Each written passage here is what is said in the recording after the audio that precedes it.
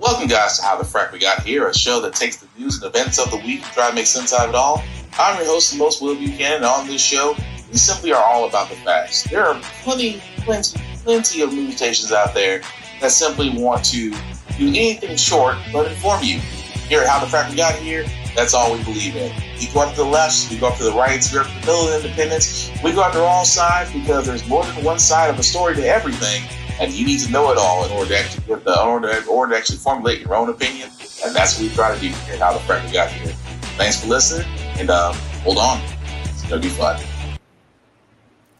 All right, guys. Today's date, August the 9th, 2023, and this is How the Frack We Got Here. I'm host the most Will Buchanan on How the Frack We Got Here. We do take the events of the week and try to make sense out of it all. Before we get started, guys, let you know that we are a news podcast, as we try to be, as we try to give you the news from the most reputable sources from award-winning journalism, not sensationalism like Fox News or The Blaze or Newsmax or any other crazy, eccentric, extreme conservative religious views that some of y'all out there may enjoy, but the rest of us who are normal, we like to avoid them. At the same time, guys, we do try to watch our language on the show, but sometimes words do fly. At the same time, the things might be shown that might be too intense for younger viewers, so viewer discretion is advised. Aside from that, welcome. As I started this podcast, I did not have this on my bingo card for 2023. I didn't have a lot on my bingo card in 2023. But this turned out, and unless you've been under a rock, what I'm about to show, it's probably been seen on social media. But as people, as Black people, we can't seem to get enough. And yes, we're going to talk about it. And trust me, it doesn't get old. I mean, like I said, it doesn't get old. But you see what I'm talking about. It's bound to be funny. It is. I'm sorry. I'm chuckling to myself as before I can play it, just because it's only one angle. And again, enjoy. Several days removed from a brutal dockside brawl in Montgomery, Alabama, where this now viral video shows a group of white men attacking a single black boat captain, assault charges have been filed against 3 of the alleged aggressors. When it initially took place, the police department didn't have the luxury of the videos that we all have seen now. Now that we have more information, again, more charges are pending. The videos certainly paint a vivid picture. After the initial altercation, members of the crew and community jumping in to defend the riverboat's co-captain, Damian Pickett. As you can see from this new footage, the fight quickly escalates. At one point, a man even swinging a folding chair. In police custody this morning, Richard Roberts, 2 other men, Alan Todd and Zachary Shipman, are expected to turn themselves in. All of them facing misdemeanor assault charges. None of the men have pleaded in the case yet, and NBC News has not been able to reach them for comment. It definitely should never have even gotten physical to begin with. For witnesses who watched from a riverboat that was attempting to dock, like Leslie Mae Horter, the 45 minutes police say the captain spent asking the pontoon owners to move their boat over a PA system was clearly in vain. Could you hear what these guys were shouting back? No, I could not hear from where, in my perspective, what they were shouting back. The attitude that they exude was the fact that you're not going to tell us what to do. We were here first. But there's no doubt they were notified. They knew they were being asked to. Oh, they had ample opportunity to move their boat. When asked about possible use of racial epithets or names, the police chief said the evidence they have does not currently meet the FBI standard for a hate crime. There was a lot of, I've seen finger gestures and comments and innuendos made. Working with the local FBI, we did examine if there was enough to file hate crimes charges on this case. And it's important to know that police right now are still soliciting videos from the public, so their investigation, guys, is not over at this point. As for that one witness, she said that the co-captain looked really shaken up after the fact, but once they got off the boat, he did appear to be okay. We have reached out to him, but so far have not heard back for comment. Chanel. Ooh. Look, I know there are more angles out there. This is just the news side of it. Let me tell you something. In 2023, And again, what they didn't show, they did show the harbor captain, where again, story is some drunk white folks didn't want to move their boat. They were told to move their boat. They decided to jump one black man. This black man threw up a hat like it was the bat symbol. And you had multiple black people. One swam, one jumped off the riverboat and swam and then laid hands on somebody. Let me tell you something. The fact that you swam from a riverboat to the shore, got on said shore, and still threw hands.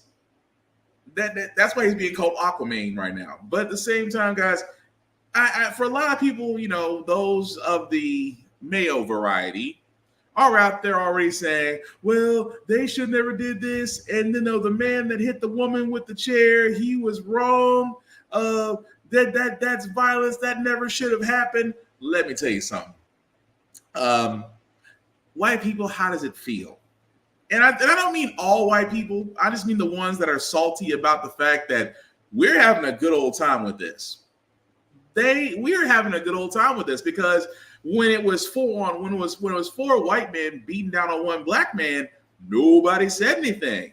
But when the village showed up, and I'm talking, bruh, that was the starting lineup of an NFL football team that showed up, pulled up and said, all right. And of course, another video where one of the guys slapped dude on the boat and the whole melee was on. And the cops that rolled up, there was one white officer that saw the ass whooping happening.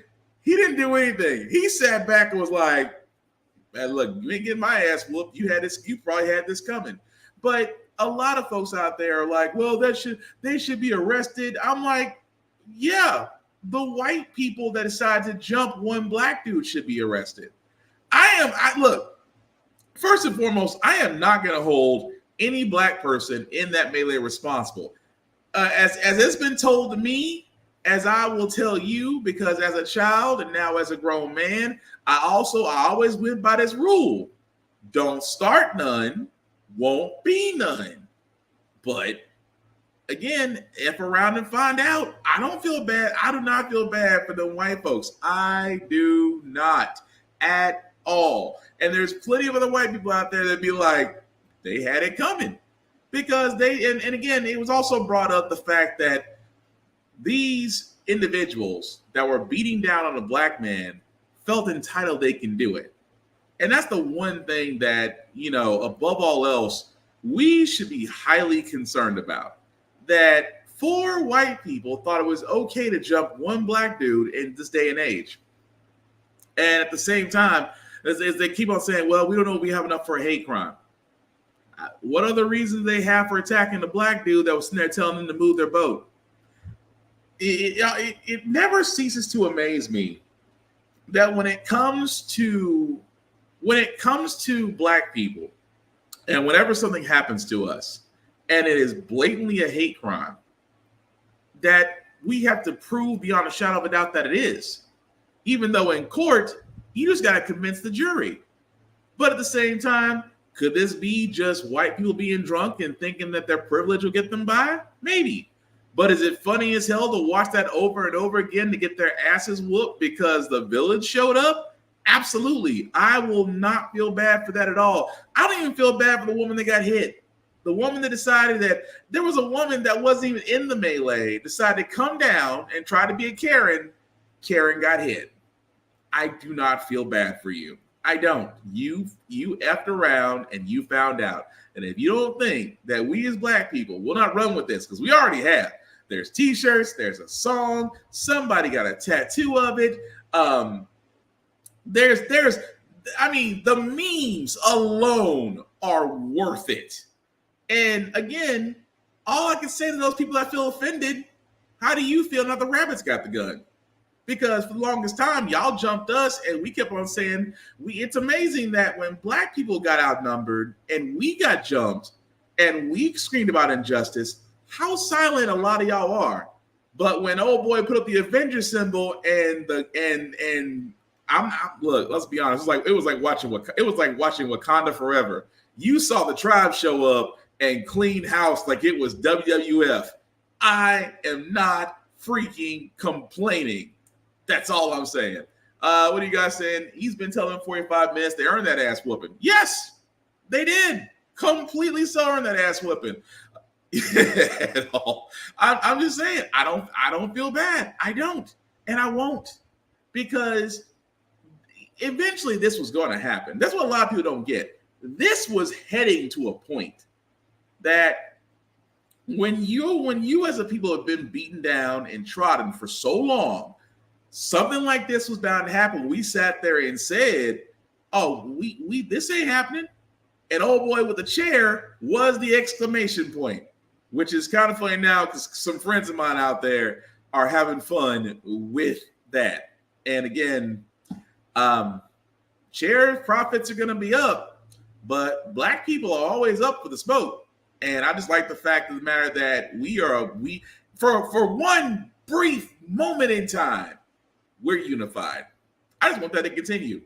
And you're right, Midnight Comics completely earned that. Yeah, they completely earned that ass whooping. Sometimes you buy a ticket to your own show, you just got to pay the cost and watch your own ass get whooped. But switching gears for a second, guys, I do want to get to Trump 2.0. For a dictator going for Ron DeSantis, who is trying to compete with a guy who will probably be in jail before the next presidential election. Imagine that. Imagine you're Ron DeSantis. You are losing in the polls to Donald Trump. At the same time, you've already had to let go of your staff. You are on your second campaign manager, and you decided because you believe a governor equals a dictator in your own state, that you decided to relieve one of your prosecutors because, well, they're not up to your standards. And again, that same prosecutor decided to come forward and kind of clear the air for us.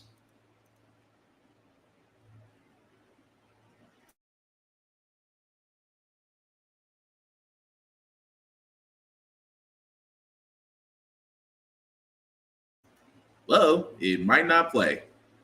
Well, that sucks.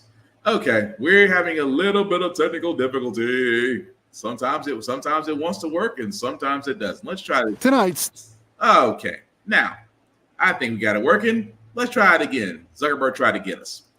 State Attorney Monique Worrell is off the job, suspended by Florida Governor Ron DeSantis. She's now firing back, calling him a weak dictator who's targeting her to prop up his presidential campaign. This is absolutely a political hit job. I think that the governor's campaign is failing and that he needed something to put him in the national spotlight. Worrell is a progressive prosecutor in Orlando who campaigned on criminal justice reform and was backed by a committee that got money from liberal megadonor George Soros. DeSantis accuses her of refusing to enforce Florida law. Monique Worrell's administration of criminal justice in the Ninth Circuit has been clearly and fundamentally derelict so as to constitute both neglect of duty and incompetence. The police union has criticized Worrell for being soft on crime, and today a local sheriff praised DeSantis' move. This governor has always put the victims, has always put the law-abiding citizens ahead of the criminals. Worrell's performance frequently slammed by Republicans. Just days ago, 2 Orlando officers were shot and wounded by a suspect who'd been released on bail. Worrell tells us she had no say over his release. Governor DeSantis is saying that you're just not enforcing the law, that you're abusing prosecutorial discretion. Your response? It's just not true. That's not based in fact. Crime is down in Orange and Osceola counties, not up. And that decrease has happened since I took office 2.5 years ago.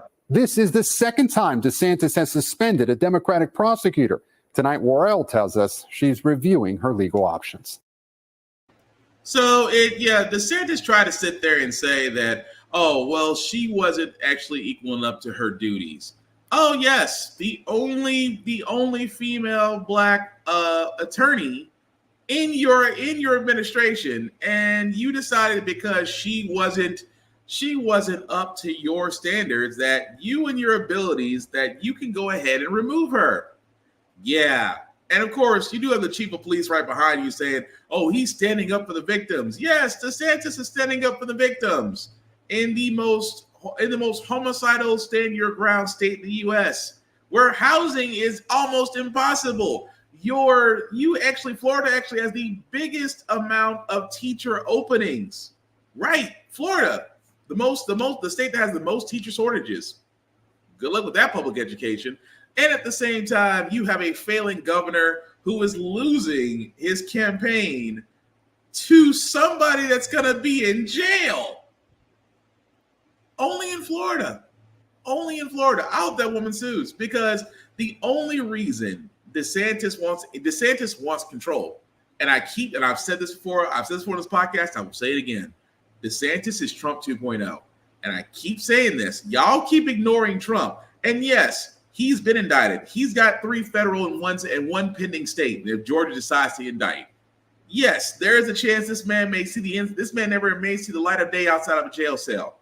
But keep in mind, this man is still out there. He is still talking. He is still running. People are still giving him money, and DeSantis can't beat him. And the Republican convention is very concerned about that, because the last thing they want is another Trump. But at this point, who's going to beat him? But let's keep it up with Florida just for a little bit, because DeSantis has already had his way with Florida's education. If you think about it, the Don't Say Gay bill, which is now K through 12, where same-sex relationships and things of that nature cannot be discussed inside of public school. He's now pushing that to be put in universities. He went after African-American AP studies because he believed that there were LGBTQ impressions in there and areas of indoctrination. And yet he also wanted to go after libraries that contain certain books that were by people of color and LGBTQ plus artists, and also things that might make white people uncomfortable, which I think it's funny because white people don't like reading To Kill a Mockingbird because it's racist. Yes, that's the entire point of the book. You're supposed to learn from that. The reason why I'm getting to that, guys, is basically because PragerU. If you don't know what PragerU is, the next 20 minutes are either gonna make you very informed or they're gonna tick you off. But PragerU has just been approved as an alternative education site for Florida's education system. Now, if you don't know who PragerU is set up by Turning Point USA, which is a conservative think tank. And this is the part that should actually scare you, that there's actually videos from PragerU out there. And again, you know, there's just no other way I can say this, but I will say this before I play these videos. Bear with me, okay? Because they say these videos are historically accurate and kid-friendly. But to people of color, I apologize in advance. You're going to be pissed off.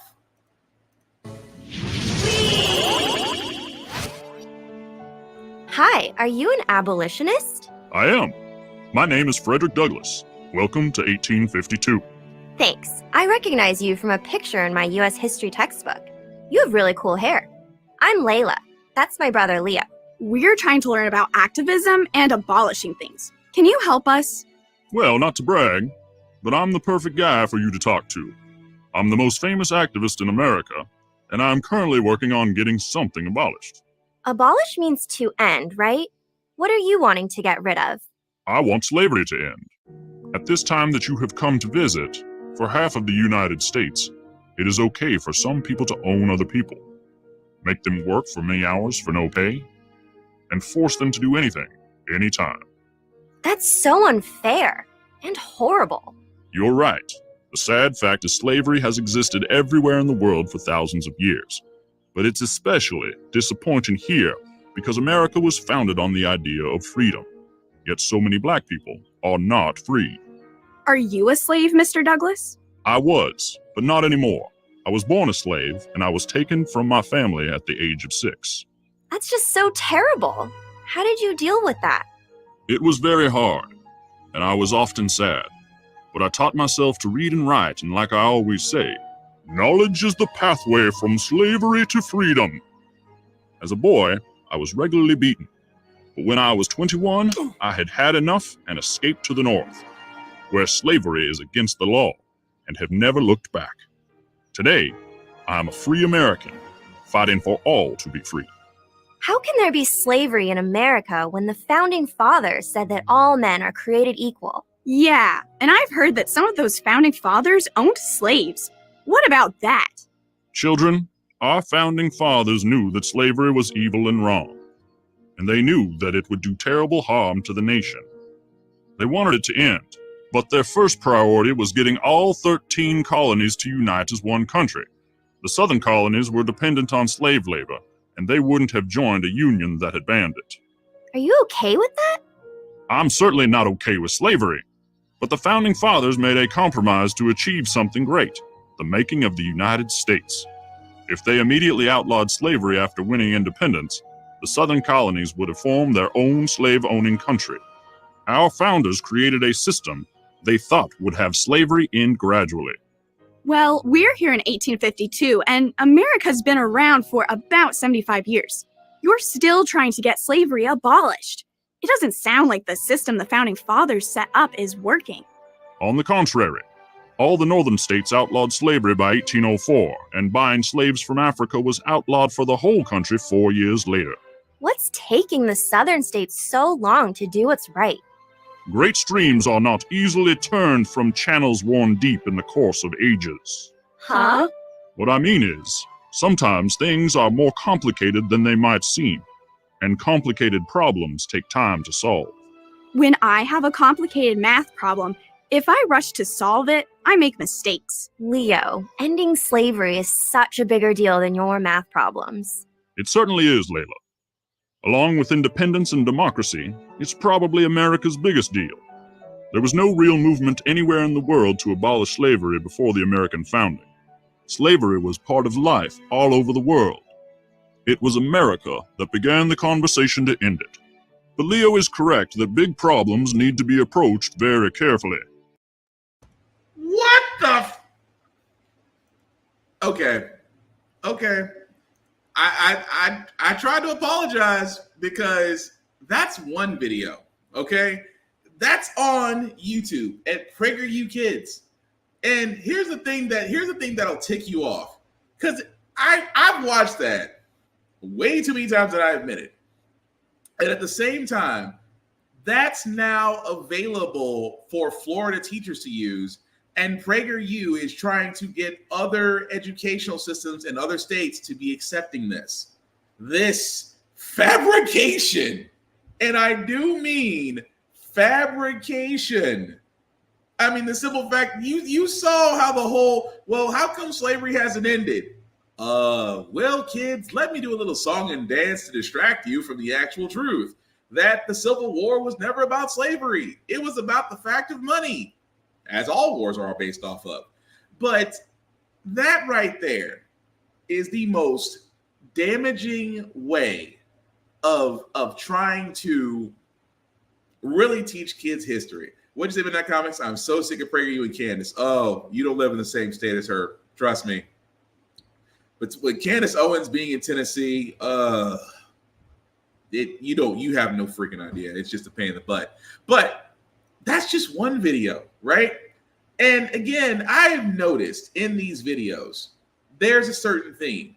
You saw how they downplayed slavery, and I mean downplayed it.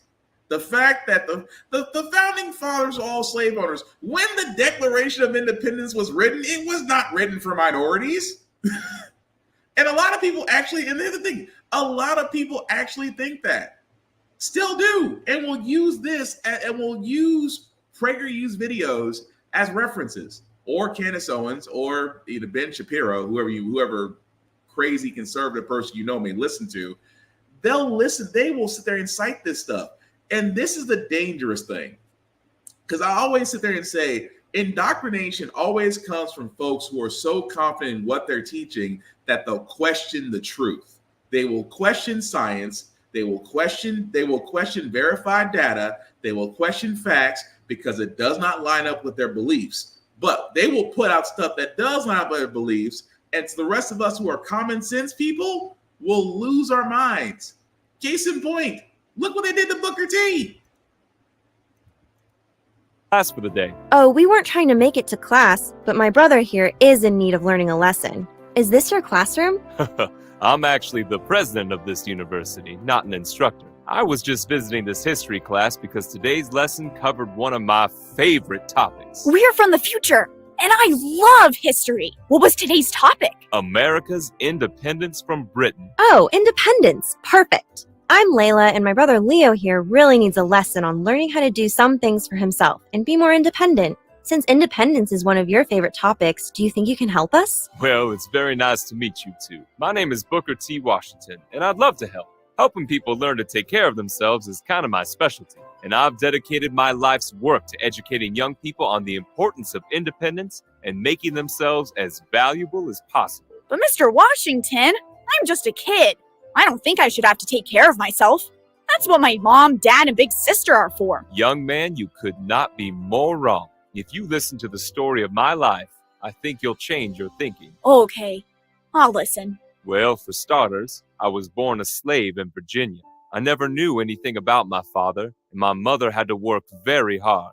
She couldn't spend all her time taking care of every little thing for me. Oh, I'm sorry. I see what you mean. Was being a slave hard? It was terrible. I rarely got enough to eat, and I worked all the time. Hard work is great when you can benefit from it, but I couldn't because I was a slave. I remember my mother praying every day that freedom would come. And when I was about 7 years old, those prayers were answered. The Civil War? Yes. During the Civil War, thanks to the Emancipation Proclamation, President Abraham Lincoln made slavery illegal in the South like it had been in the North. And as soon as the war was over and the Union Army took control of the area of Virginia where my mother and I lived, we left to meet up with my stepfather in West Virginia. I hate that our country had slavery. Mr. Washington, sometimes do you wish you could have lived somewhere else? Like a different country? That's a great question. And I hate slavery too, but it's been a reality everywhere in the world. And even now in 1910, it's still happening in other countries. Despite our nation not always living up to our declaration that all men are created equal, I am still so proud and thankful to be an American. Even though you were a slave? Exactly, because I was, and not anymore. America was one of the first places on earth to outlaw slavery, and hundreds of thousands of men gave their lives in a war that resulted in my freedom. So yes, I am proud and thankful. Oh, yeah. When you put it that way, it totally makes sense. But don't think for a second that as soon as former slaves were made free, that life for them became easy. All Black Americans were made citizens when slavery ended, but for most of us, that was just the beginning of our path to freedom. What do you mean? Very few slaves had received any education. Not many of us knew how to read, do math, or had learned anything about science or history. Most of us only knew how to do what our tasks as slaves had been. I see. So you were literally free from slavery, but you weren't really free to do much. Correct. One of the tragedies of slavery is that it keeps the slave from being able to reach his or her potential. Luckily, I recognized that I needed education, so I taught myself to read, and I read every book I could get my hands on. I worked in coal mines, saved as much money as I could, and when I had enough to enroll in a college, I traveled hundreds of miles, often by walking, to get to a school that had been established for freed Black men. You walked? I wanted that education badly. No kidding. Working in a coal mine is no day at the beach either. You got that right. Yeah, I'm going to stop it right there because the reason why, again, they gloss over a lot. And this is, and you know, the thing about it is, when it really comes down to it, this is what they want. This, you know what the thing about it is, when they said there, when it feels like years ago, but it's only been a few months. Because remember, just 3 months ago, parents in Florida, in Texas, and even in Tennessee, even here in Nashville, parents wanted to dictate what schools are teaching their kids. We don't want our kids to feel embarrassed because of our ancestors' history. This is what this is the alternative. These guys will literally put this stuff out here, and now it's approved. And yeah, I could sit there and say it's going to be just Florida, but let's be honest, it's not going to be just Florida.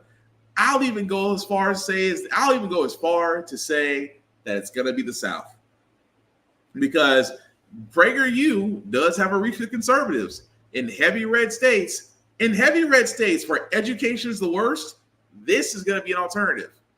That alone is scary, because if you want to control the next generation, it's always been education. Always. Because you should be instructing and encouraging the next generation to hopefully get it right. But look what they're doing now. You got teachers who can't teach what they should be teaching, so they're leaving or finding other jobs. You have school systems that have teacher shortages out the yazoo. Even with the at-home learning, some kids have never recovered. Some even maybe a grade back. This isn't because of COVID. This is by design. And the thing about conservatives is when they want to control something, they will make it so horribly bad that privatization is going to be the only recourse. They tried that with the post office and failed. Do not think for 1 second they will not try this with education, because right now in most areas they're succeeding. And again, you want to talk indoctrination? I'm just gonna do this last one. Just bear with me, guys. I know I've already shown you 2 videos, but I want to show you this last one, because you want to try indoctrination. Look at how they try to examine interactions with law enforcement. Car, wait, can we be arrested for being out too late? No, we're not doing anything wrong. The police officer will help us. You two are out pretty late. Is everything all right? I saw you waving. Thank you for stopping, sir. I'm Layla, and this is my brother Leo. We're lost and could use some help. We have an app that can take us home, but our phone died. We weren't breaking any laws, I promise. Your phone, huh? Let me see. I'll just plug it into my charger here and wait with you until it's powered back up. Thank you, sir. So we're not in trouble? Well, Leo, you might have been if you two tried wandering around the streets all night by yourself. So I'm glad that you waved me over. My name is Officer Tatum, and I'll make sure that you're safe until you get home. That's my job. I thought your job was to arrest people. Leo, you've been watching too much TV. Police officers' main job is to rescue people from kidnappers or exploding buildings. It sounds like you're watching the same shows. Maybe I can clear things up for you. As a law enforcement officer, my job is to protect and serve. It can also involve some of the exciting things you see on TV shows, but it's also about things like helping lost children find their way home. No matter the details, our goals are to keep people safe and make our communities better places. So it's like all of us hired you to protect us, right? You got it. We do try to help everyone. And that's actually why I decided to join the police force. I was once a high school football star in Fort Worth, Texas, and then played safety here in Tucson at the University of Arizona. I even thought of going to the NFL. I just love being a part of a team. So when I finished school, I saw a chance to join a team as big as the whole city, and I became a cop. You still get to fight bad guys though, right? Unfortunately, yes, and only if I have to. But sometimes I do have to do some of the things you see on TV shows. I've stopped many criminals, I've saved some lives, and I've even been in some very dangerous situations. But remember, my objective is always to protect and serve the community. Hey, Officer Tatum! Officer Tatum, what's good? Hey guys, just helping some visitors. Y'all see the Cardinals Sunday? Yeah, man. We're gonna take the West for sure this year.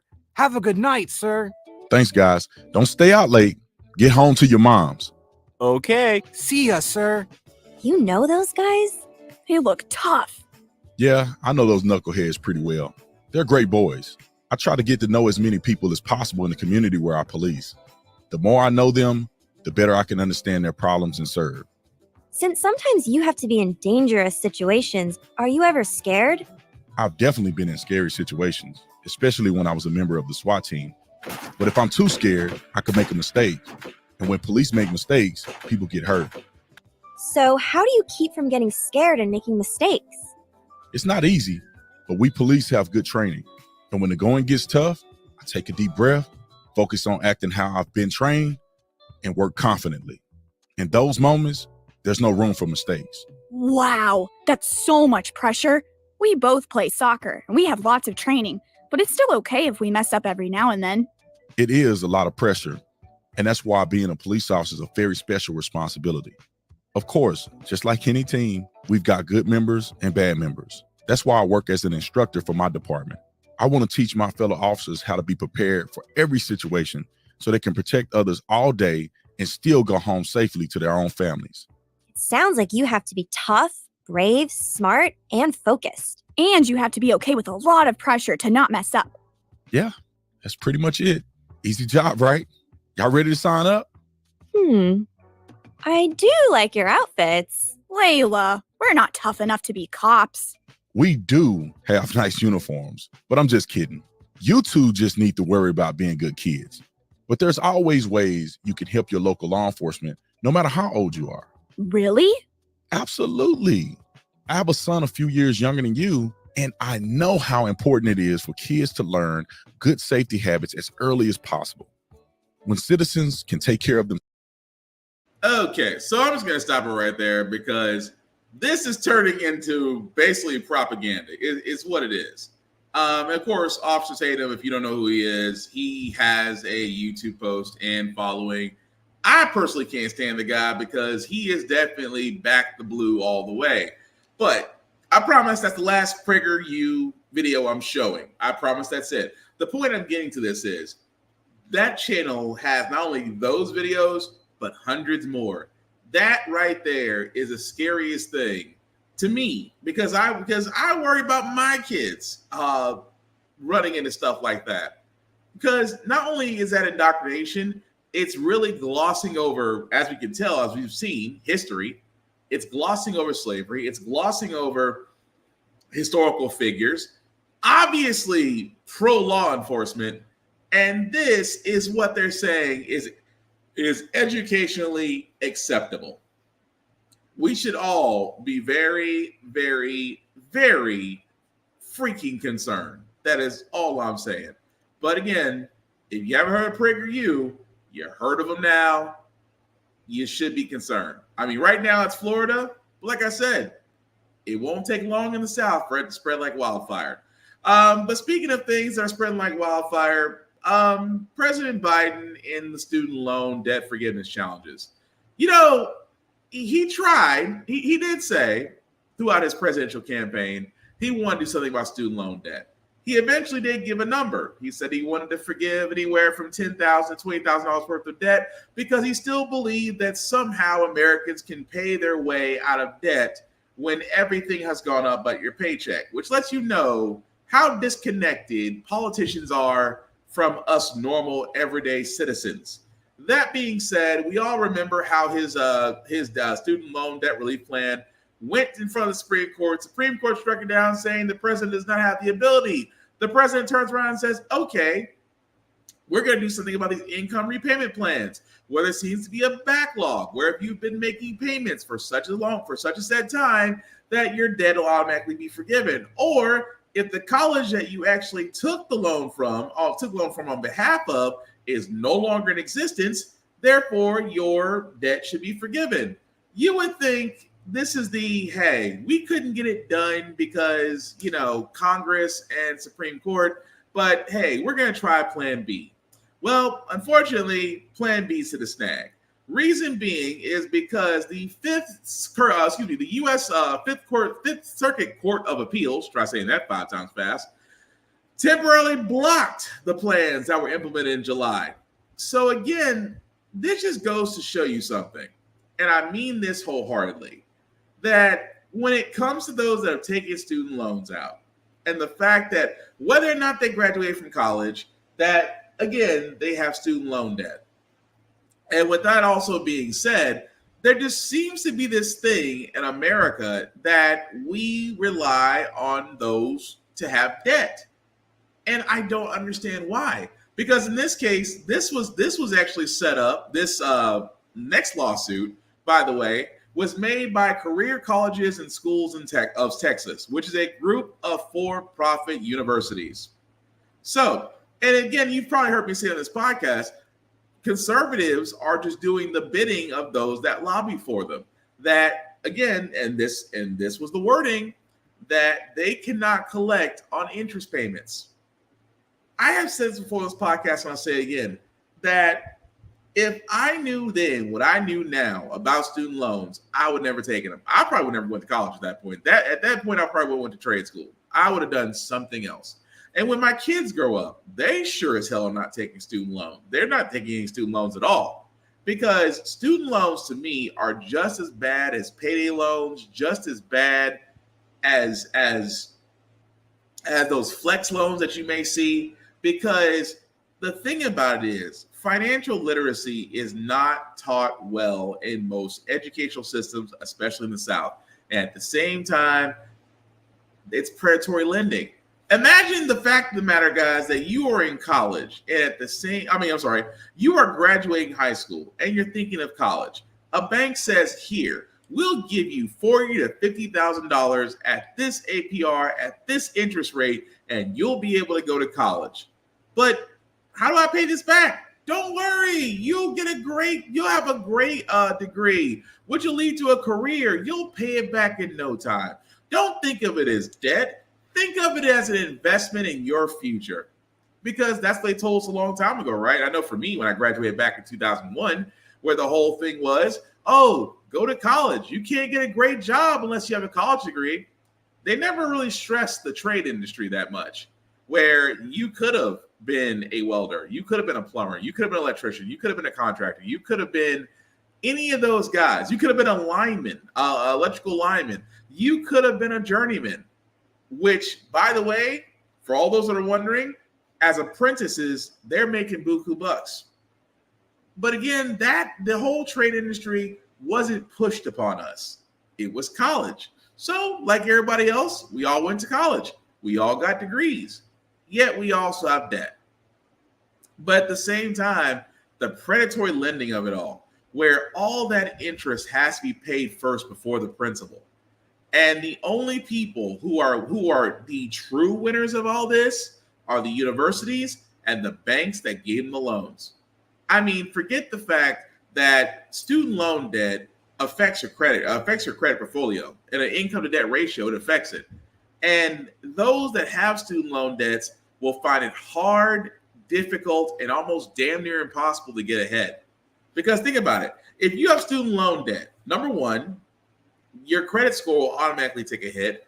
And that means that you have less chances of getting a loan, less chances of getting a car, less chances of owning a home, less chances of paying less for anything that you may apply for.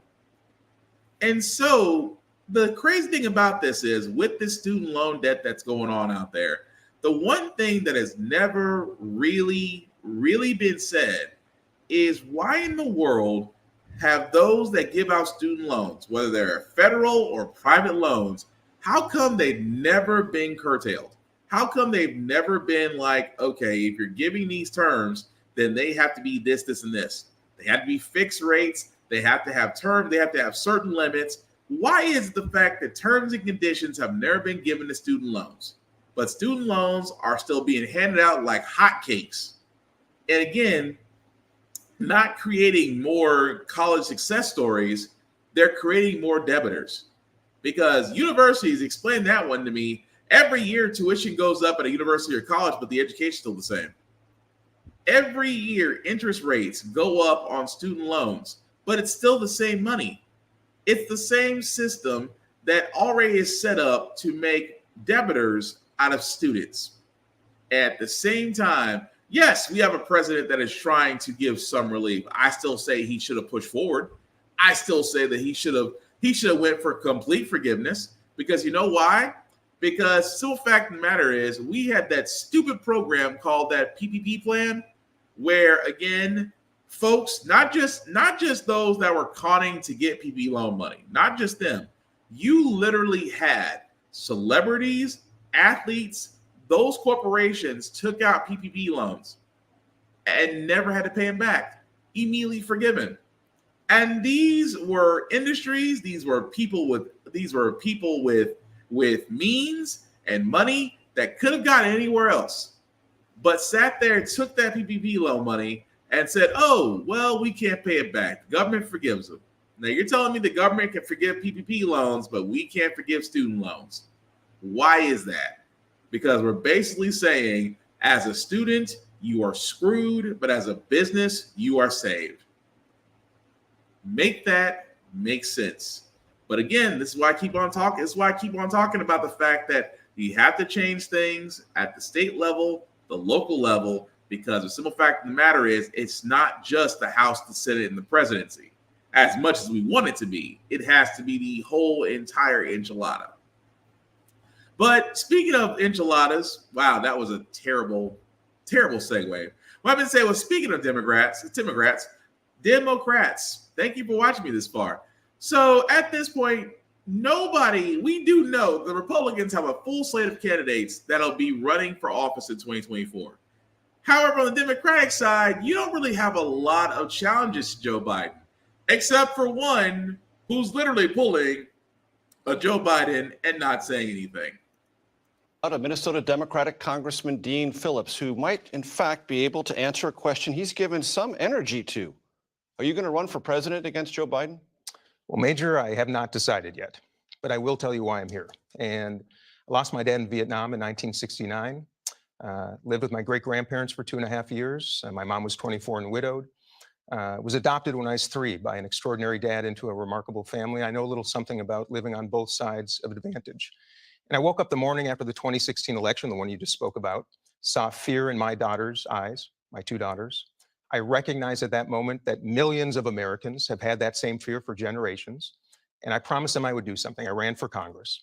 And I ran a campaign that was about everybody being invited. That was my slogan. I listened to Democrats, Republicans, independents, and I discovered that everybody wants the same thing. Everybody. We want to be safe. We want to have security, both economic and otherwise. We want opportunity and we want unity. Serving our country in Congress has been a joy. I know you don't hear that too often. It has been a joy. And I've discovered that everybody in the middle, the massive majority of Americans are sick of angertainment, telling us we're more divided than we really are. They're sick of members of Congress, state houses attacking each other instead of attacking problems. They want their families back, their friendships back, their communities back. They want unity. And I want to give voice to them. And then secondly, I want to give voice to Democrats. I'm a lifelong, passionate Democrat, inspired by Hubert Humphrey and Martin Luther King. Democrats are telling me that they want not a coronation, but they want a competition. The New York Times poll from this week shows 55% of Democratic voters want some alternatives to the current people in the primary. 83% of those under 30, Democrats under 30, want alternatives, and about 76% of independents. So I just want to make my case. When are you going to decide? I think, well, let me get to my point. Okay. So if we don't heed... I've given you some room. Yes, you have. If we don't heed that call, shame on us. And the consequences, I believe, are going to be disastrous. So my call is to those who are well-positioned, well-prepared, of good character and competency. They know who they are, to jump in, because Democrats and the country need competition. It makes everything better. That's my call to them right now. So if they don't, you will? I'm not saying I will. Look, I think I'm well-positioned to be president of the United States. You do? I do not believe I'm well-positioned to run for it right now. People who are should jump in because we need to meet the moment. The moment is now. That is what the country is asking. I gave you some running room, so let's tighten up the answers if we can. President? So, in other words, ladies and gentlemen, Joe Biden 2.0. The man, that is actually Democratic Representative Dean Phillips, who, again, was asked on Face the Nation, will he be running against President Joe Biden? And he gave a Joe Biden-esque answer. This is the one thing that has always annoyed me. And I say this wholeheartedly, why it annoys me. That for the simple fact of the matter, just tell us, are you running for office, yes or no? Are you waiting for the polls to come back and sit there and say, oh, well, you're favorable amongst 18 to 34 or the 55 to 60 demographic. Kids love you, adults love you. Why not go ahead and run? This is why, you know what the thing about it is? This is what dismays people about politics, because you always get the folks that come in there talking bad about the previous one, saying, oh, well, they always talk about people are more divided than what they really are. People want their relationships back, their homes back, and things of that nature. And we're just simply not getting it done.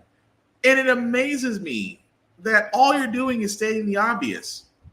And with the anchor right there, all you have to sit there and say, are you running for the Democratic nomination? Yes or no? Well, I'm not ready to answer that yet. Forgive my French, but why the fuck are you here? Just why? To put a face out there, to sit there and see, to test the political waters? I hate that. If you want to run against Biden, there is nothing against that. President Obama in his 2 consecutive terms, both had people running against him. Both. Hillary was one. And again, it's like you could sit there and say, I can do better than Joe Biden. And again, about 2 podcasts ago, we talked about the fact of ageism in the House and in the Senate. We talked about ageism. We talked about lifelong senators like Mitch McConnell, who had a reboot in the middle of his press conference. That man went, well,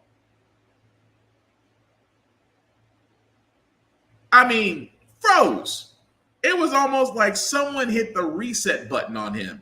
And then you had Senator Dianne Feinstein, a woman who literally and figuratively should be more in an intensive care unit home than being an actual state representative, who forgot that all she had to do was vote, and she went straight to a speech. Her aides had to sit there and say, just say aye. Aye. Ageism.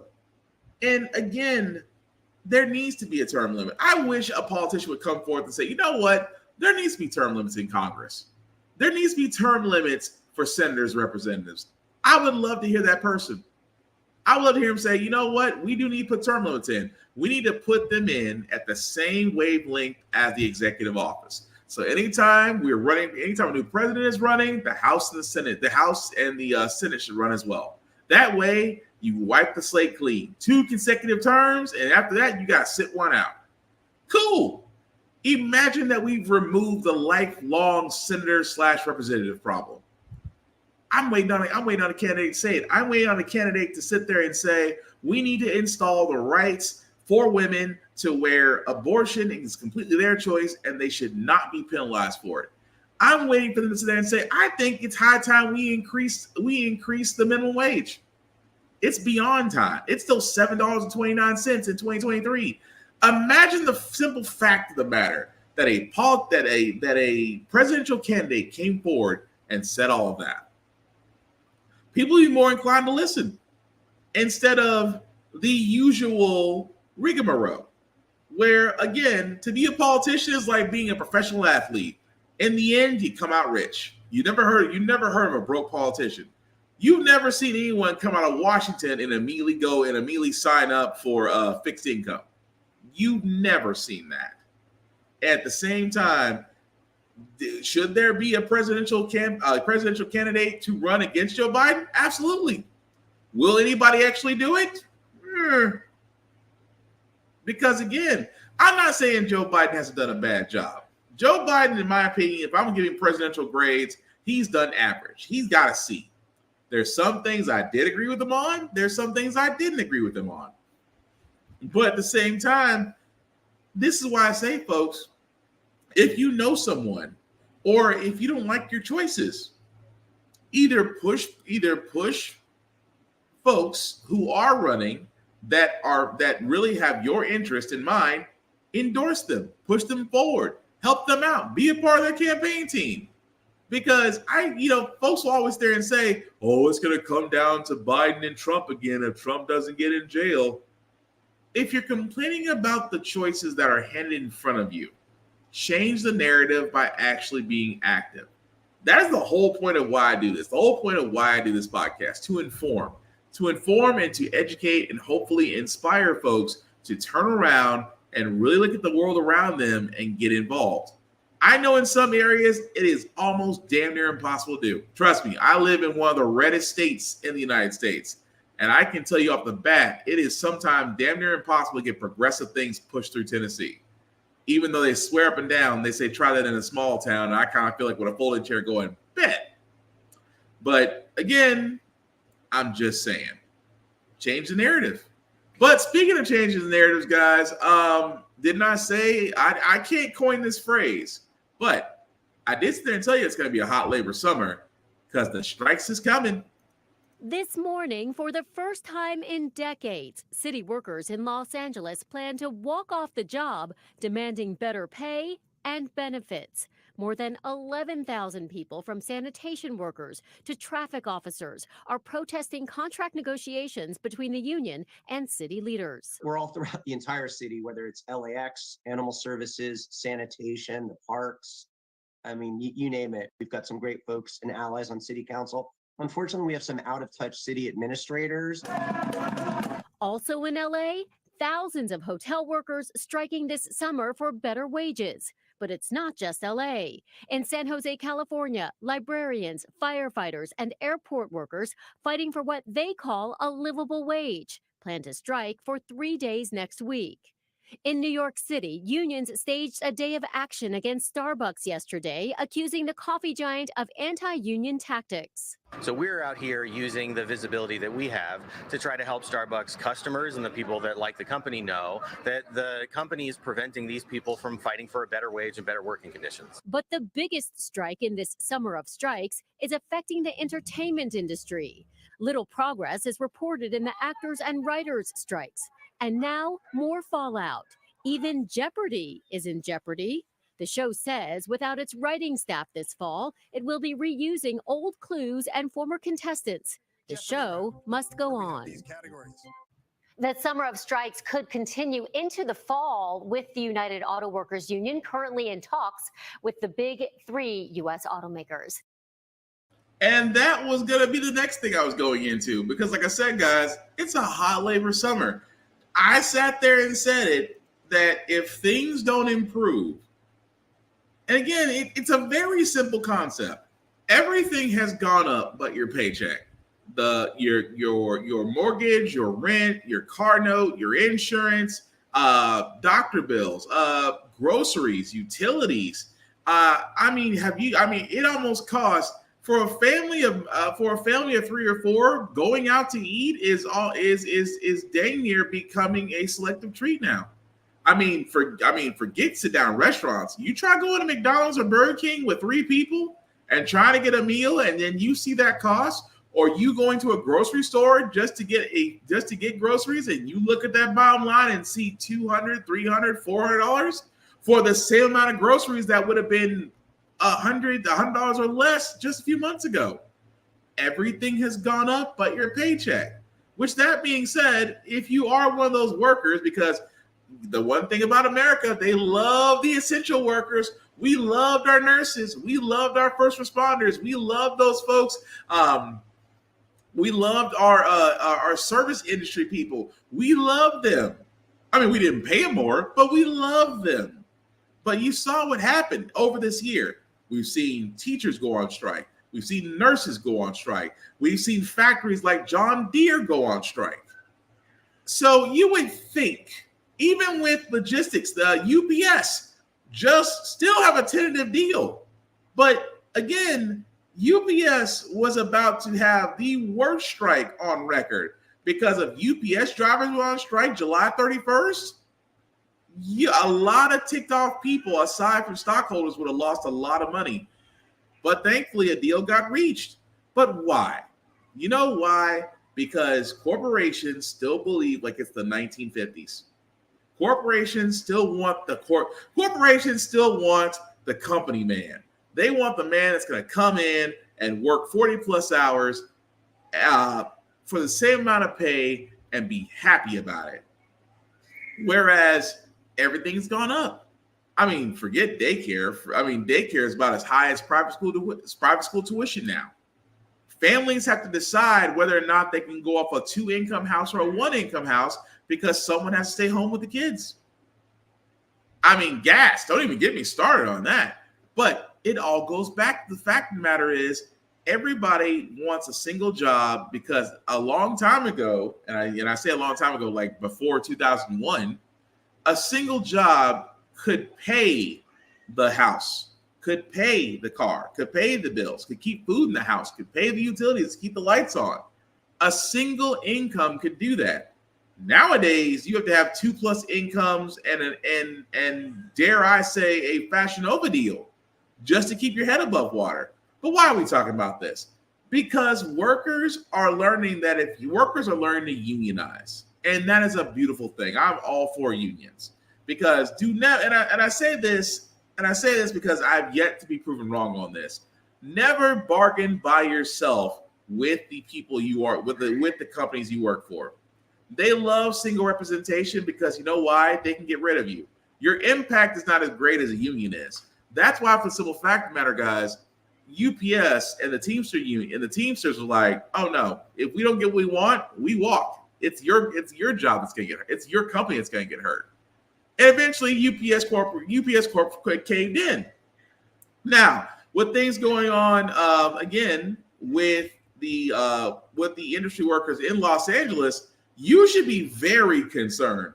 Forget the fact the strike that you have with the actors and workers against Hollywood. You lose the industry and the city workers there, Los Angeles is going to look real different in a few days. That's all I'm saying. And on top of that, it goes right back into, at the end of it all, where the greatest, like I said, the linchpin of it all, the United Auto Workers, could possibly strike. The biggest union in the United States, and they could strike. These are the ones, the union auto workers that cover Ford, that cover Nissan, that cover General Motors. The thing about this is, you don't want the biggest union who has contracts with those three companies I just said.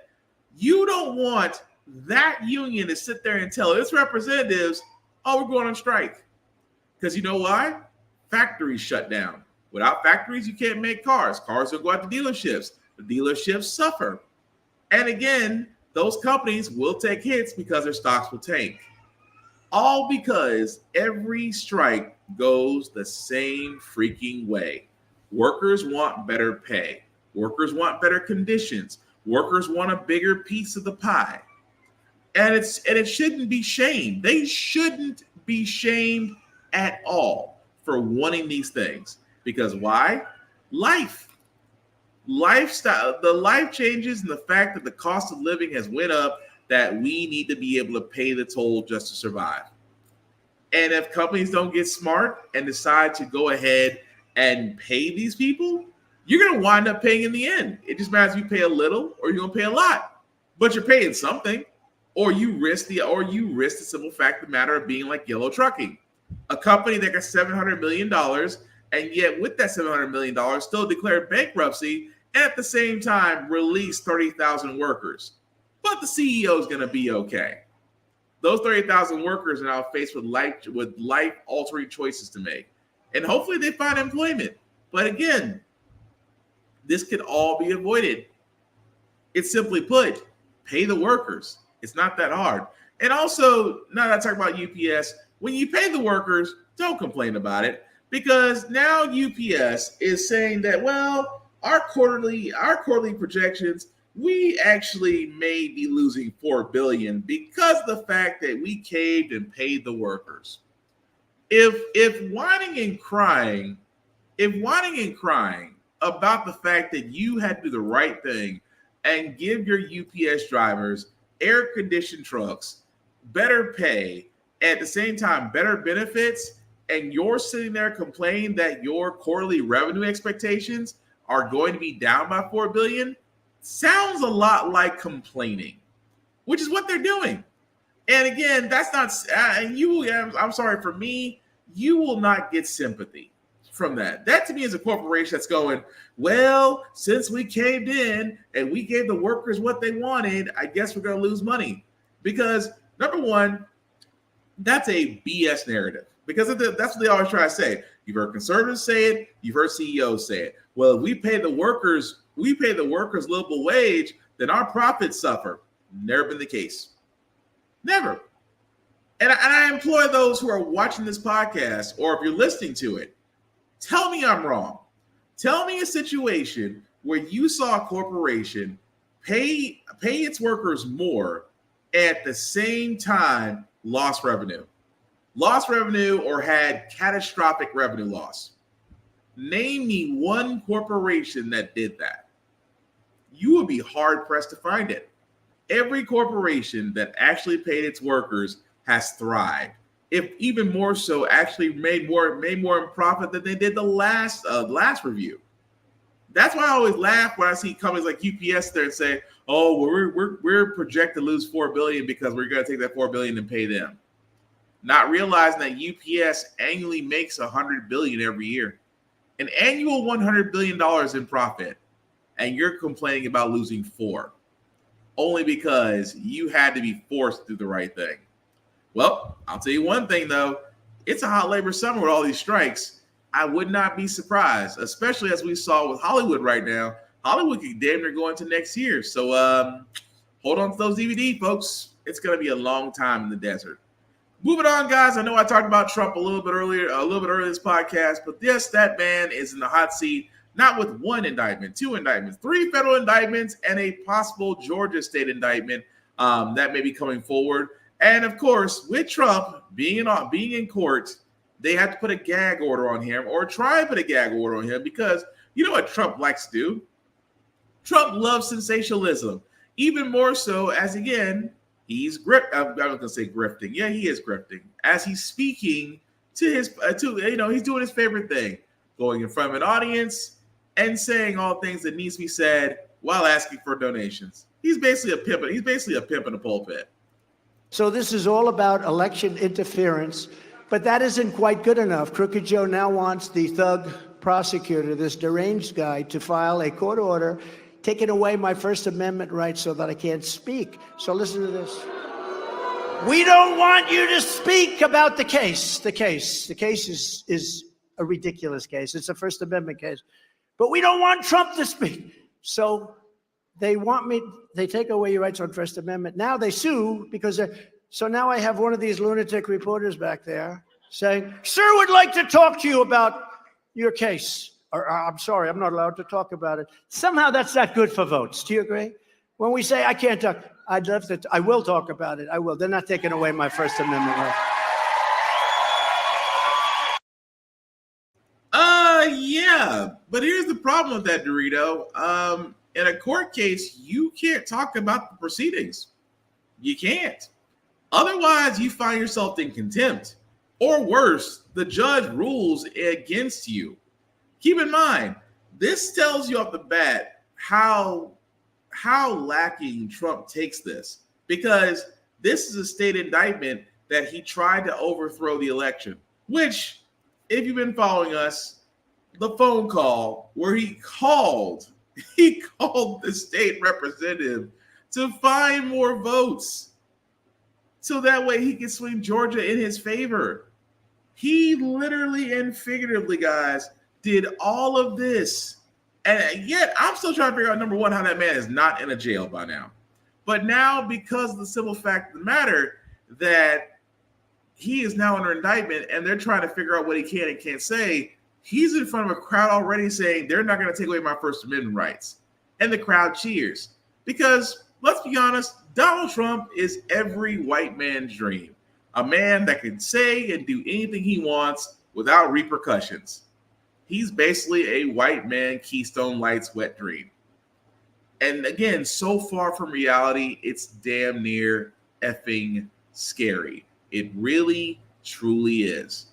But again, we all have to watch this along because this is just, like I said, with 4 indictments, 3 federal, and 6 cases from 6 different things all in this man's head. The only person in the Trump administration right now that is winning is the lawyers. Because, my God, those billable hours will have their kids putting them through college. That's all I'm saying as we follow that along. But again, this is one thing, and I know we usually don't really talk much about the world of, as we talk about Hollywood, but this kind of bothered me a little bit. And I have to point this out. So again, let's just get into it. Jamie Foxx apologizes after his Instagram post, who was accused of being anti-Semitic. Anti-Semitic. Now, again, this is Jamie Foxx, who decided to post the words, "They killed this dude named Jesus. What do you think they'll do to you?" Hashtag fake friends, hashtag fake love. Of course, Jennifer Aniston was put in this and sat there and said, "I did not like this post. I am not behind anything that is anti-Semitic, period. I truly do not tolerate I truly don't tolerate any hate of any kind." Where a lot of my folks, like myself, and again, I'm from the South, I cannot tell you how many times I have heard, well, Jesus was perfect. Look what they did to him. Or the last person that was perfect was Jesus. You saw how that went. And it's like, Jesus had friends too. What do you think happened to him? I have heard every reiteration of that. And to me, it was like, you better take the lesson from that. Jesus was perfect and they still got him. What do you think they'll do to you? And a lot of folks out there took that as anti-Semitic. I'm trying to figure out how. Because, and I'm not saying this from an ignorant standpoint. I am not saying that from an ignorant standpoint. I am saying that for me to understand. Because from my understanding, and I'm just going to go ahead and say it, I don't think that any ethnic group out there can have a claim to Jesus. If that's the case, black people in black churches should be running number one if we're going by the Family Feud score chart. But no ethnic group can claim it. I can understand if his post mentioned something about the Holocaust, mentioning something about Auschwitz, said something insulting about Jewish people, said something of ignorance about Jewish people, said something that was derogatory or just flat out just hateful against the Jewish community. I can understand all of that. I don't get anti-Semitic vibes from saying Jesus was perfect. What do you think? They killed Jesus. He was perfect. What do you think they'll do to you? I don't get the same thing. I get someone saying that no matter who you are, no matter how good or perfect of a person you think you are, the same outcome can happen to you. That's what I took from that. But it is quite a reach to hear someone say that's anti-Semitic when, again, the whole idea of misinformation and just flat out just reacting to anything and everything is really overhyped. But again, I'm open to interpretation, but it's hard to make that case that that's anti-Semitic. It really and truly is. That's just my opinion. But speaking of things that should be opinionated, again, guys, the next story that we're going to play is definitely viewer discretion is advised about the details of this story where two police officers decided to violate two black men. And when you hear the details of this, number one, you're going to wonder why it took so long. At the same time, why they're not buried under the jail. In Mississippi, 6 former law enforcement officers have pleaded guilty to federal charges after investigators say the white officers tortured 2 black men for hours, then tried to cover up the crime. Miguel Almaguer now with what the victims are telling us tonight. Tonight, Eddie Parker and Michael Jenkins say justice can be served now that the 6 white Mississippi law enforcement officers who beat them for nearly 2 hours have entered guilty pleas. I finally gave up. I knew how it was to give up. It wasn't a surviving. It was a hoping I'll make it to the end.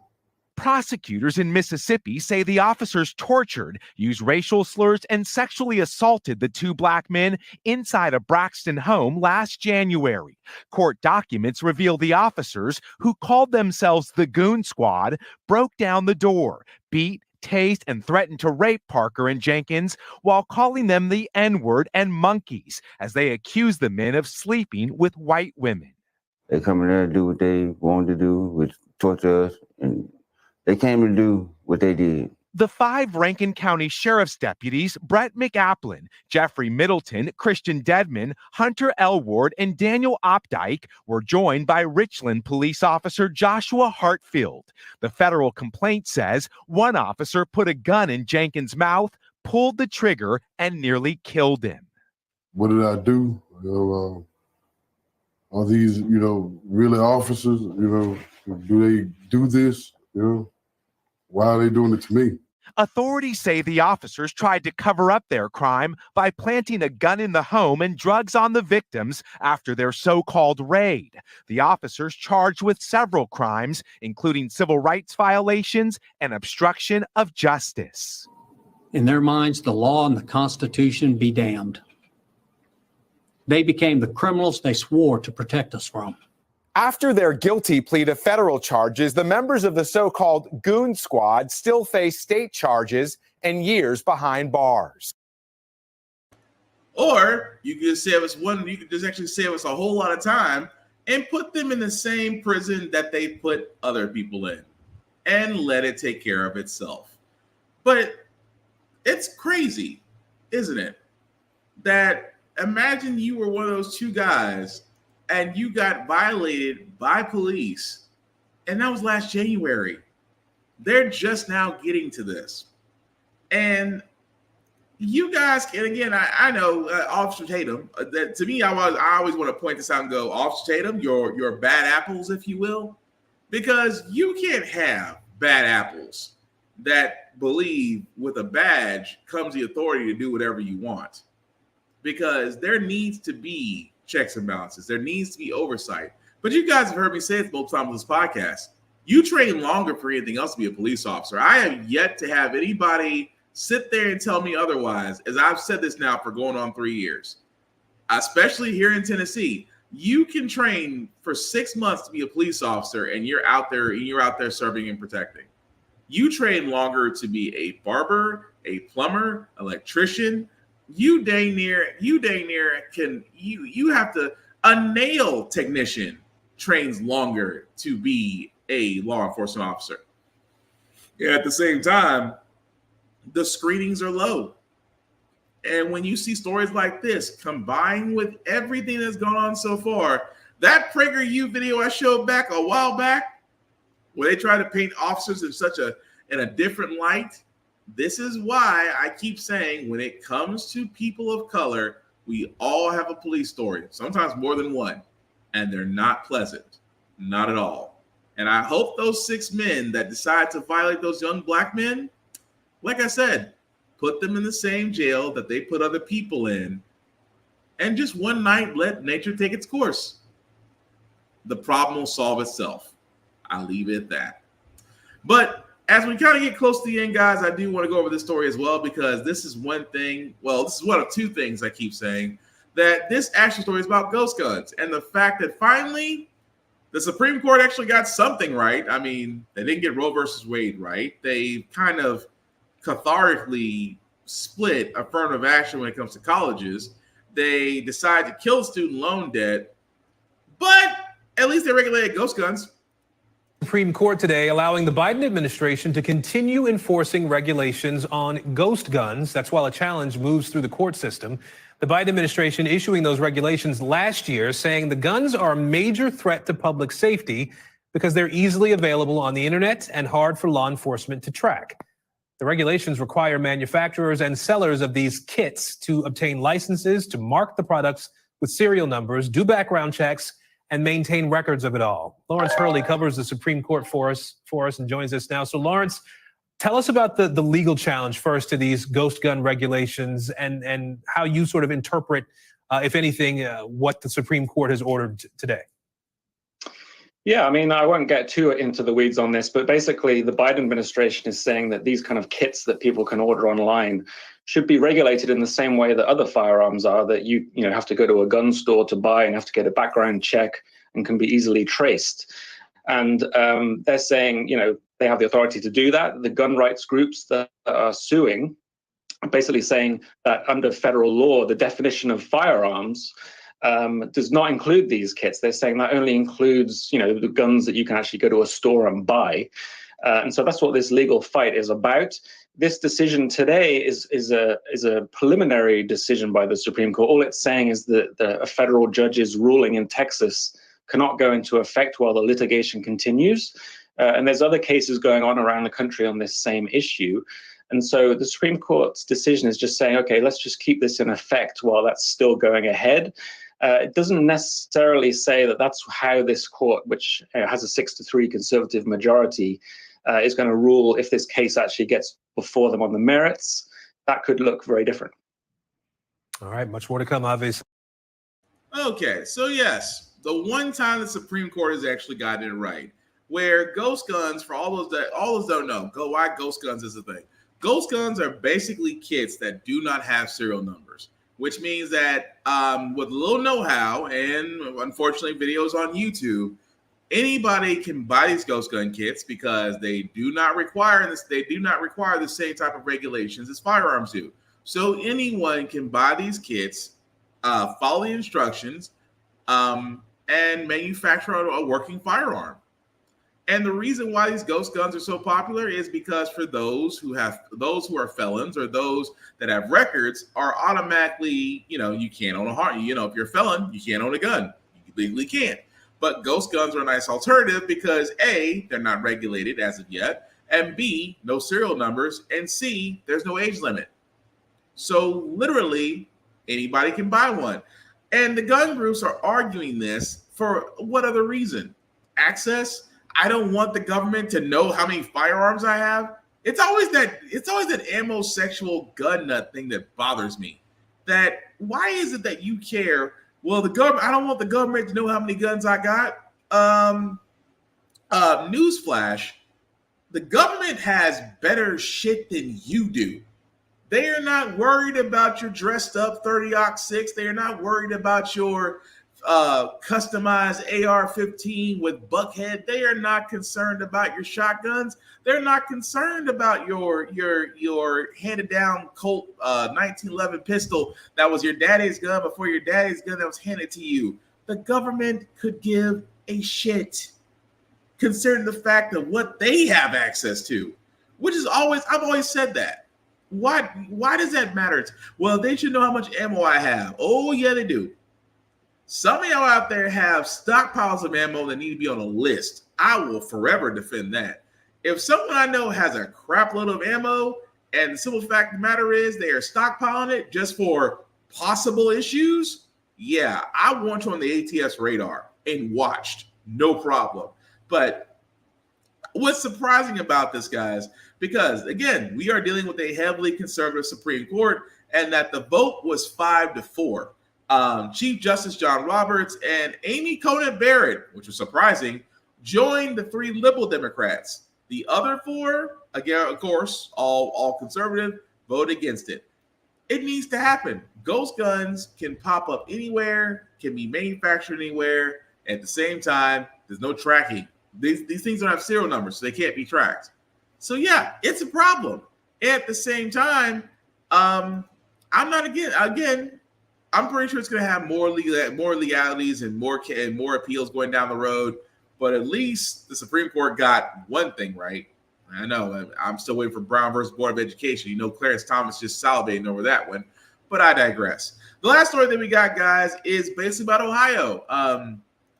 Ohio did have a vote on the docket, and it seems that, and I keep saying this, and I keep hoping this happens in the next presidential election, that I think that for anybody who's literally has a bone to pick with the U.S. government, it should be women, especially Roe versus Wade, especially for the fact of the matter is that you can't, it's like you almost like you don't have control over your own body, that if you want an abortion, that you have to jump through so many hoops now to get it done. Some states have flat out outlawed it. Some states have tried to ban it after 4 to 6 weeks after post-conception.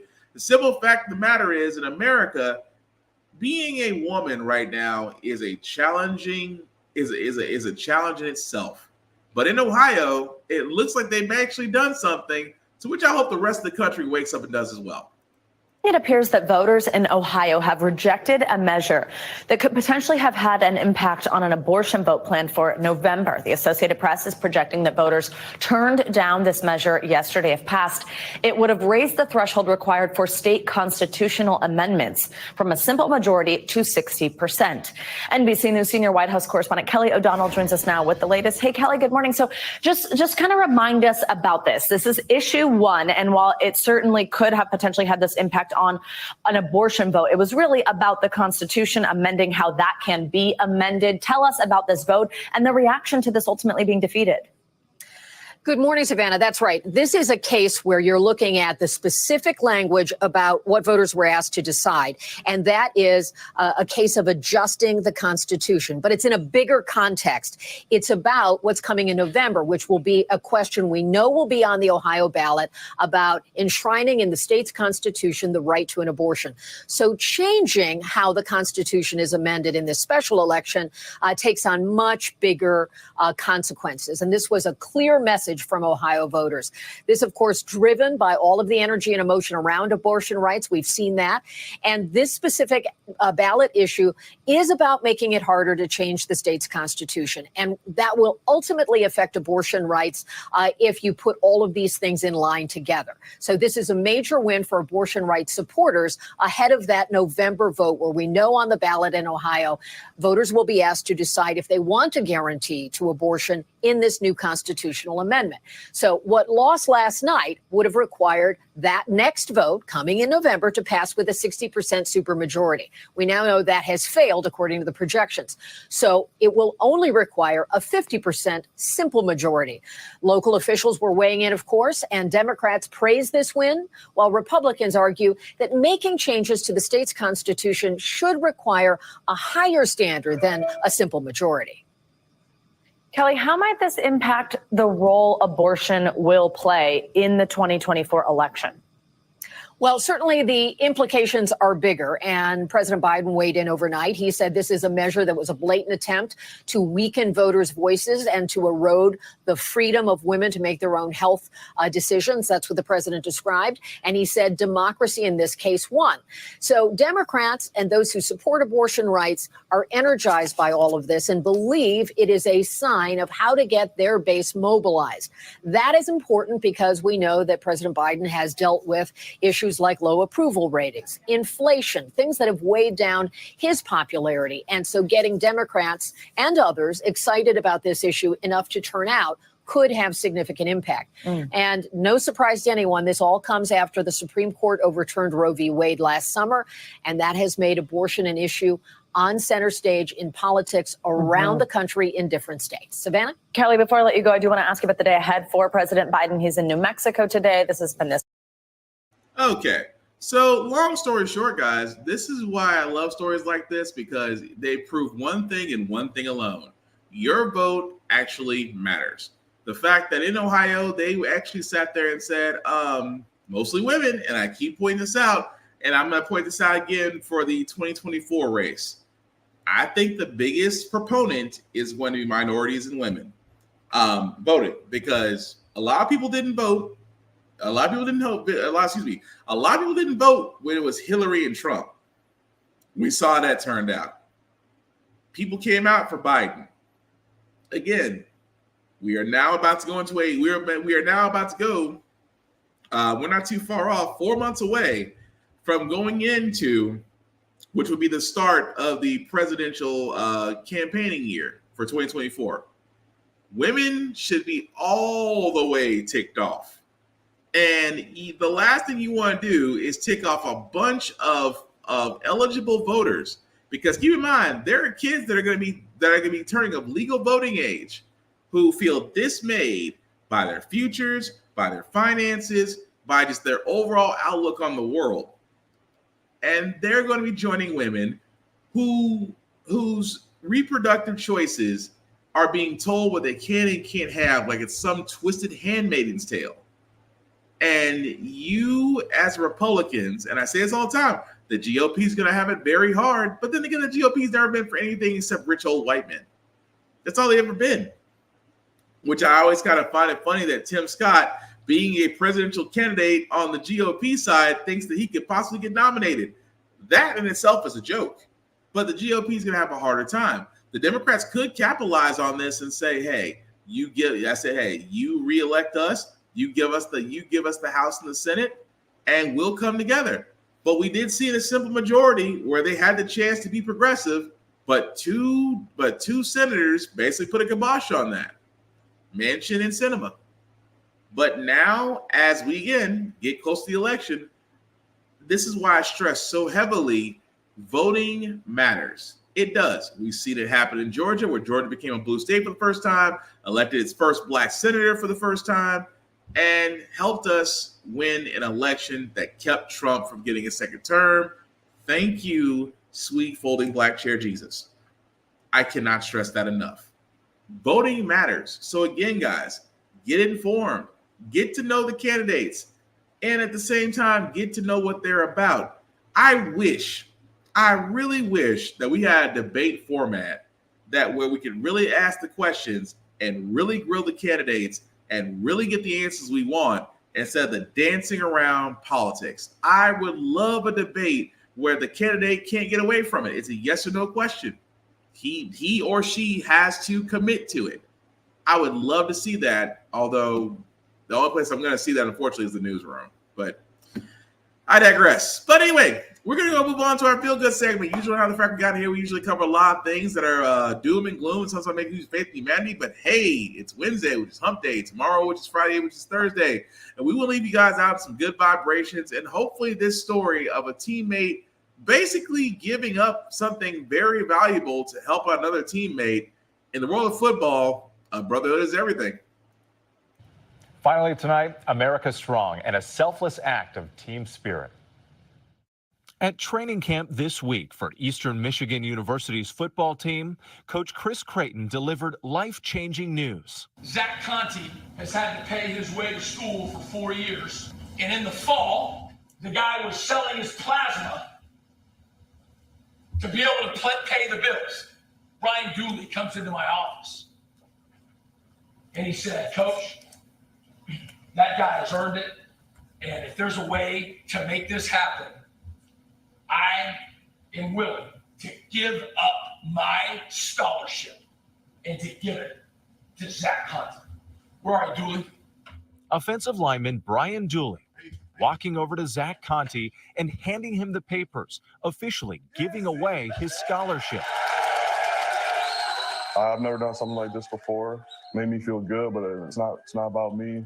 Zach Conti, a walk-on fellow lineman, spent the last 4 years paying his own way. The team usually would see me coming back from work or whatever, or going to work, and they would know what's going on. I felt bad for him. You know, putting that kind of work in on and off the field. I was told that he might accidentally step away just because what's going on, and I couldn't let that happen. This special moment, an extraordinary act of kindness. I just felt like unbelievable. Like I felt like my hard work's paid off. I was happy. I was so happy. Teamwork at its finest. Yeah, I mean, it's a feel good moment to actually help out a teammate, and at the same time, I guarantee the other guy is definitely going to be taken care of.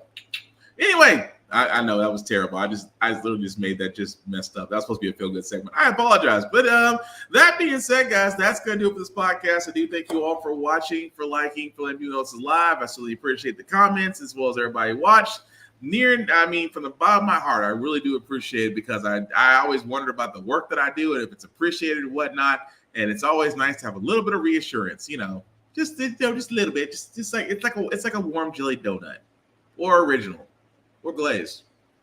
Maybe, you know what? I'm freaking hungry. I'm sorry. I'm going into food paranoia. That being said, guys, let's go ahead and do some shameless promotions, shall we? Before I make too much of an ass of myself. Shout out to Vaughn at BigBZA. You can definitely check out his YouTube page, where he does have a music channel where beats are there where you can use. He does not ban you like other places do. And if you are interested in any of his beats, definitely check him out. BigBZA on all social media.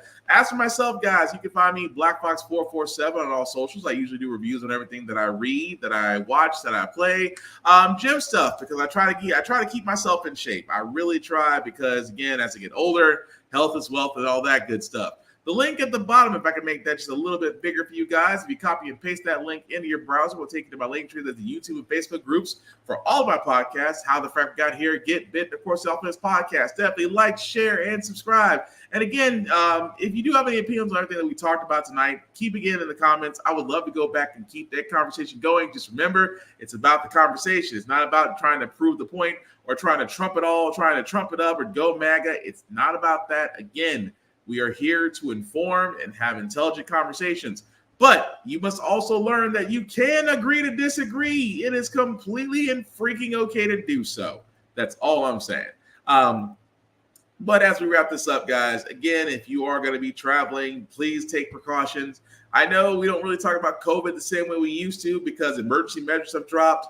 But again, protect yourself at all times. At the same time, check on people. That's the big thing I want to say before I wrap this up, guys.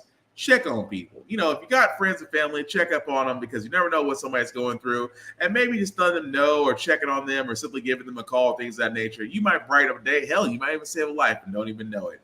But with that being said, guys, the last thing I'll say about How the Frack Got Here, it's all about staying informed. We are not trying to reinvent the wheel. We are simply giving you all the information to allow you to make up your own mind, but we do provide a logical perspective that goes along with it. We do a lot better as a society once we're informed. We're progressive. We move forward. We try to right the wrongs of our past by making decisions now that we should have done back then, like electing our first Black woman to the Supreme Court, electing our first Black woman to the Federal Board of Governors, electing our first Black woman as a National Cybersecurity Director. All great things. When we don't learn from history, that's when we're doomed to repeat it. That's when we keep asking ourselves, why does everything go about our paycheck? Why are we electing different politicians but still the same old game in Congress? And most importantly, how the frack we got here. Thank you all for watching, guys. Take care of yourselves and each other, and we will all get through this.